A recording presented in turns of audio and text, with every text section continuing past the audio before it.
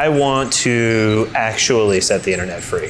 So it's not that, it's not just about philosophy, it's about action. So that's why I describe myself as a pragmatic revolutionary. Our founder, Matthew Gould, got very focused on this idea of blockchain domains and how they could make cryptocurrency payments better.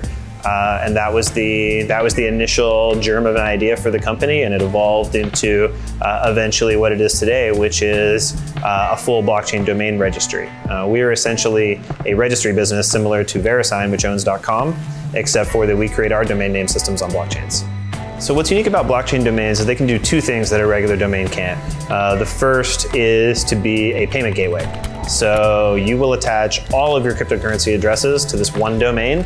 You can tell it to me, I type it in and pay you.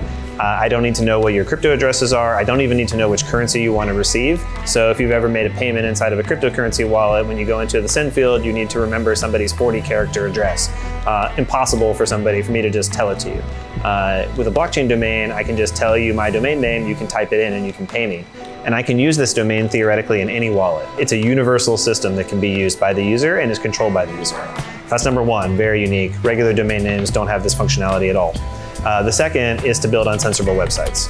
In the current internet, it's extremely easy to have your domain seized from you, and therefore your website will be taken down. It's also very easy to get your content seized. Like if you store your content on Amazon Web Services or some other service like that around the world, it's very easy to get a takedown.